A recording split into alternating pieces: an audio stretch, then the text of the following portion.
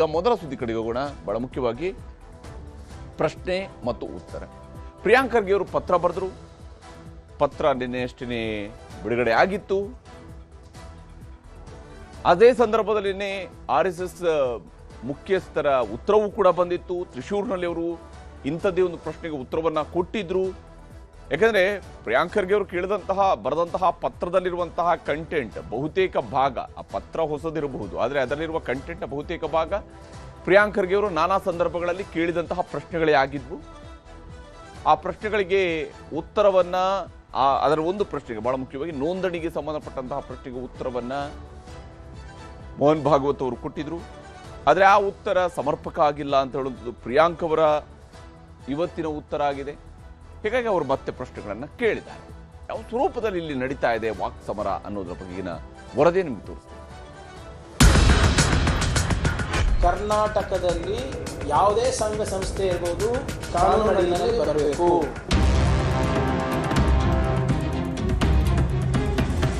This is politics and all these gimmicks are being tried. ಏನಾದರೂ ಕೇಳಿದ್ರೆ ನೀವು ಧರ್ಮದ ಹೆಸರು ತರ್ತೀರಾ? ಧರ್ಮಕ್ಕೆ ಇದಕ್ಕೆ ಏನು ಸಂಬಂಧ? I don't need to respond. यार संघ क्या है, कौन है, आपका पैसा कहाँ से आता है? There are so many unregistered things going on. ರಾಜ್ಯ ರಾಜಕೀಯದಲ್ಲಿ ಗೃಹ ಸಚಿವ ಪ್ರಿಯಾಂಕ್ ಖರ್ಗೆ ಬರೆದಿರುವ ಪತ್ರ ಸಂಚಲನ ಮೂಡಿಸಿದೆ. ರಾಜ್ಯದ ಗೃಹ ಮಂತ್ರಿಯಾಗಿ ಪ್ರಶ್ನೆ ಕೇಳಿದ್ದೇನೆ, ಉತ್ತರ ಕೊಡಿ ಎನ್ನುತ್ತಿರುವ ಜೂನಿಯರ್ ಖರ್ಗೆ ವಿರುದ್ಧ ಸಮರ ಸಾರಿದೆ ಕೇಸರಿ ಪಡೆ.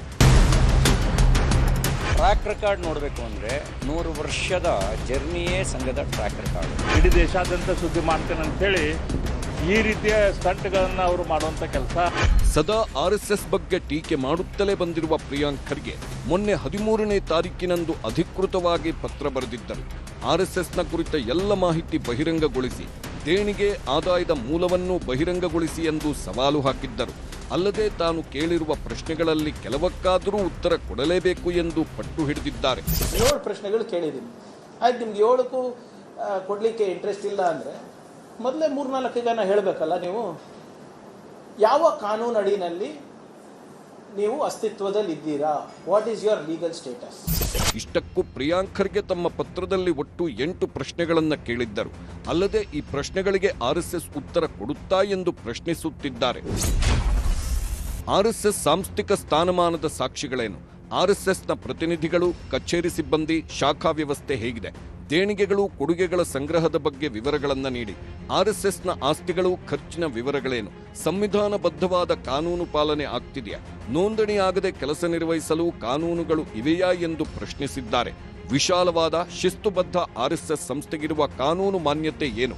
ಸಾರ್ವಜನಿಕ ಸಭೆ, ಪಥಸಂಚಲನಕ್ಕೆ ಅನುಮತಿ ಪಡೆದಿದೆಯಾ ಎಂದೆಲ್ಲ ಪ್ರಶ್ನೆ ಹಾಕಿದ್ದಾರೆ Priyank Kharge.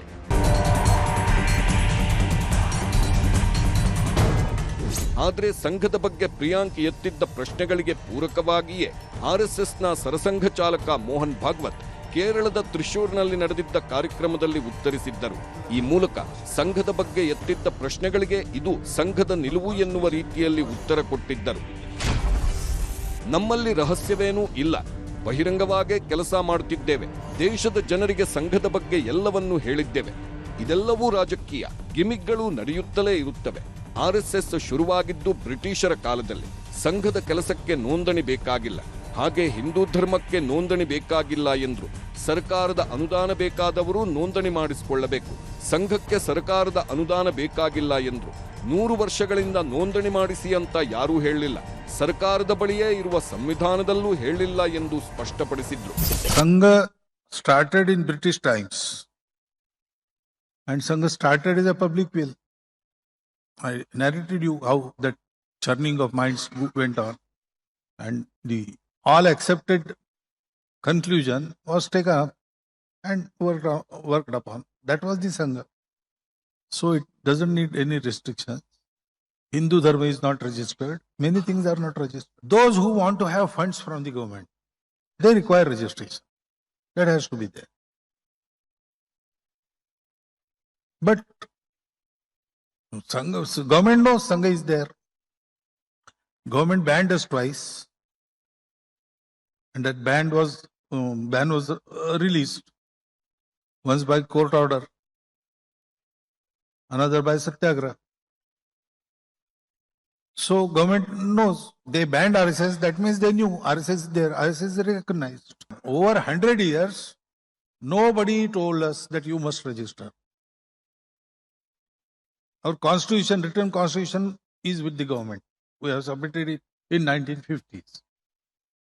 Therein government would have said, okay, all is well, but you have not registered. First register, then we will accept. They did not say that. So why should I respond? All this is politics, nothing serious. ಆದ್ರೆ ಮೋಹನ್ ಭಾಗವತ್ ಅವರು ಕೊಟ್ಟಿರುವ ಉತ್ತರ ಪ್ರಿಯಾಂಕ್ ಖರ್ಗೆ ಅವರಿಗೆ ಸಮಾಧಾನ ತಂದಿಲ್ಲ. ಇದು ತನ್ನ ಪತ್ರಕ್ಕೆ ಕೊಟ್ಟಿರುವ ಉತ್ತರ ಅಲ್ಲ ಎನ್ನುತ್ತಲೇ ಜೂನಿಯರ್ ಖರ್ಗೆ ಮತ್ತೆ ಹೊಸ ಪ್ರಶ್ನೆಗಳನ್ನ ಹಾಕಿದ್ದಾರೆ. ಕರ್ನಾಟಕದ ಗೃಹ ಮಂತ್ರಿಯಾಗಿ ಪ್ರಶ್ನೆ ಕೇಳಿದ್ದೇನೆ, ಉತ್ತರ ಕೊಡಿ. ಕೇಳಿರೋ ಪ್ರಶ್ನೆಗಳಿಗೆ RSSನವರು ಉತ್ತರ ಕೊಡಲೇಬೇಕು ಎಂದ್ರು. ದೇಶದ ಕಾನೂನು ಸಂವಿಧಾನಕ್ಕೆ ಗೌರವ ಕೊಡಲಿ, ಕಾನೂನು ಪಾಲನೆ ಮೂಲಕವೇ 100 ವರ್ಷಗಳ ಸಂಭ್ರಮಾಚರಣೆ ಮಾಡಲಿ ಎಂದು ಸಲಹೆ ಕೊಟ್ಟಿದ್ದಾರೆ. ನನ್ನ ಪ್ರಶ್ನೆಗಳಿಗೆ RSSನವರು ಈವರೆಗೂ ಉತ್ತರ ಕೊಟ್ಟೇ ಇಲ್ಲ. ಹಾಗಂತ RSS ನಿಷೇಧ ಮಾಡೋ ಚರ್ಚೆಗಳಿಲ್ಲ. ಕೊಟ್ಟಿರೋ ಪ್ರಶ್ನೆಗಳಿಗೆ ಉತ್ತರ ಕೊಡಿ ಅಂತಾರೆ ಪ್ರಿಯಾಂಕ್. ಕರ್ನಾಟಕದಲ್ಲಿ ಯಾವುದೇ ಸಂಘ ಸಂಸ್ಥೆ ಇರ್ಬೋದು, ಯಾವುದೇ ಧರ್ಮದ ಸಂಘ ಸಂಸ್ಥೆಗಳಿರ್ಬೋದು ಕೂಡ ಅವರು ಕಾನೂನಡಿನಲ್ಲಿ ಬರಬೇಕು. ನಮಗೆ ಗೊತ್ತಾಗಬೇಕಲ್ಲ, 20 ಲಕ್ಷ ಜನ ನೀವು ಸೇರಿಸ್ತಾ ಇದ್ದೀರಾ ಅಂದರೆ ರಾಜ್ಯದಲ್ಲಿ, ನೀವು ಯಾರು, ಹೇಗೆ ಸೇರಿಸ್ತಾ ಇದ್ದೀರಾ, ಯಾಕೆ ಸೇರಿಸ್ತಾ ಇದ್ದೀರಾ ಅಂತ ಗೊತ್ತಾಗಬಾರ್ದಾ? ಪ್ರತಿಯೊಂದು ಚರ್ಚ್ ಇರ್ಬೋದು, ಮಸೀದಿ ಇರ್ಬೋದು, ದೇವಸ್ಥಾನ ಇರ್ಬೋದು, ವ್ಯಕ್ತಿ ಇರ್ಬೋದು, ಕಾರ್ಮಿಕ ಇರ್ಬೋದು, ಸಣ್ಣ ಪುಟ್ಟ ಅಂಗಡಿ ಇರ್ಬೋದು, ಸಣ್ಣ ಪುಟ್ಟ ವ್ಯಾಪಾರಿಗಳಿರ್ಬೋದು, ಎಲ್ಲರೂ ರಿಜಿಸ್ಟ್ರೇಷನ್ ಮಾಡ್ಕೊಂಡು ಕಾನೂನು ಪಾಲನೆ ಮಾಡ್ತಾರೆ. ಇವ್ರು ಮಾಡೋದಿಲ್ಲ ಅಂತ. Mister Mohan Bhagwat has not replied to this letter. उनका जो उत्तर था त्रिशूर में था जून 13 को, और मेरा letter of course it is on 13th June but released yesterday, dispatched yesterday on June 15th. ಅಷ್ಟೇ ಅಲ್ಲದೆ ಪಾರದರ್ಶಕತೆ, ಖರ್ಚು ವೆಚ್ಚ ಕೇಳಿದ್ರೆ ಧರ್ಮದ ಲೇಪ ಮಾಡ್ತೀರಾ? ನಾನು ಬರೆದಿರುವ ಪತ್ರದಲ್ಲಿ ಎಲ್ಲಾದ್ರೂ ಹಿಂದೂ ಅಂತ ಇದೆಯಾ ಎಂದು ಪ್ರಿಯಾಂಕ್ ಪ್ರಶ್ನೆ ಹಾಕಿದ್ದಾರೆ. ಏನಾದರೂ ಕೇಳಿದ್ರೆ ನೀವು ಧರ್ಮದ ಹೆಸರು ತರ್ತೀರಾ? ಧರ್ಮಕ್ಕೆ ಇದಕ್ಕೇನ್ರಿ ಸಂಬಂಧ? ಎಲ್ಲ ನಾನು ಹೇಳಿದ್ದೀನ, ನೀವು ಧರ್ಮ ರಿಜಿಸ್ಟರ್ ಮಾಡ್ಕೊಳ್ಳಿ ಅಂತ. ಎಲ್ಲಿ ತೋರಿಸ್ಬಿಡಿ.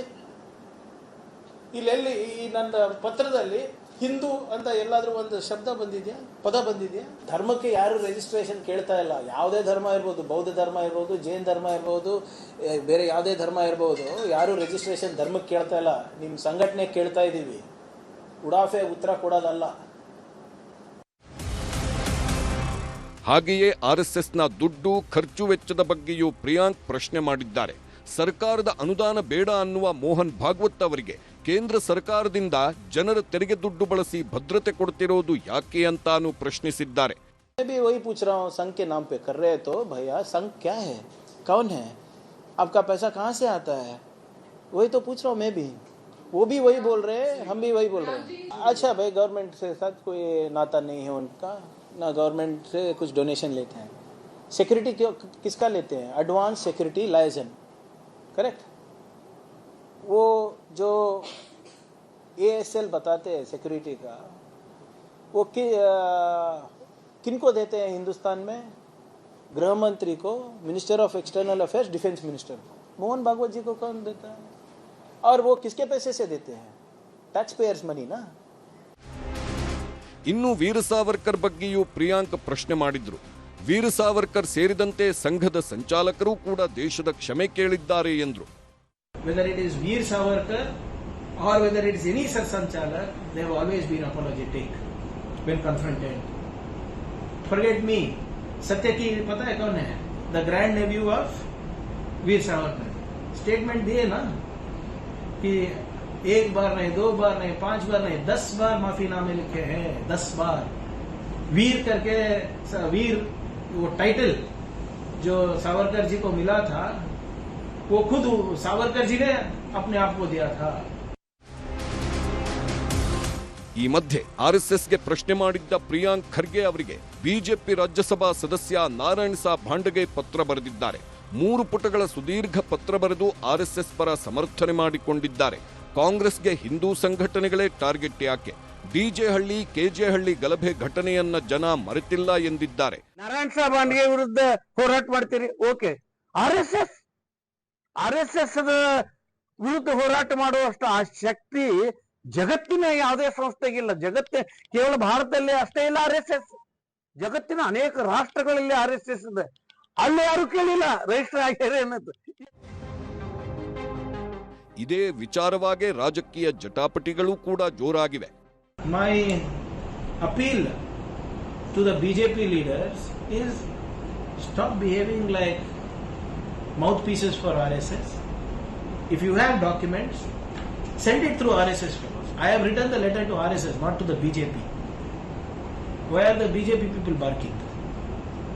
You have a problem, go to your political masters and tell them that this is the problem that we are facing.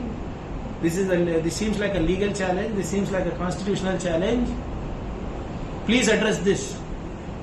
Fall at their feet, get the documents, and then speak.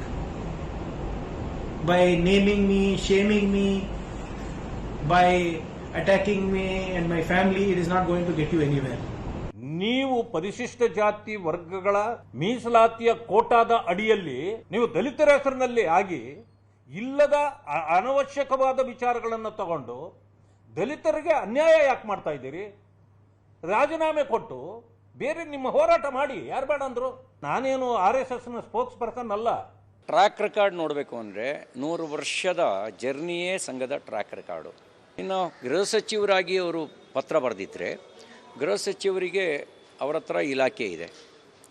ಅವರ ಇಲಾಖೆಯಲ್ಲೇ ಯಾವಾಗ ಸಂಘವನ್ನು 48ರಲ್ಲಿ ಗಾಂಧಿ ಹತ್ಯೆಯ ನೆಪದಲ್ಲಿ ban ಮಾಡಿದರು, ban ಮಾಡಿದವರು FIRನೂ ಹಾಕಲಿಲ್ಲ, charge ಶೀಟ್ನೂ ಹಾಕಲಿಲ್ಲ ಸಂಘದ ಮೇಲೆ. ಜಾತಿಗೆ ರಿಜಿಸ್ಟರ್ ಮಾಡಿಸಬಾರ್ದು.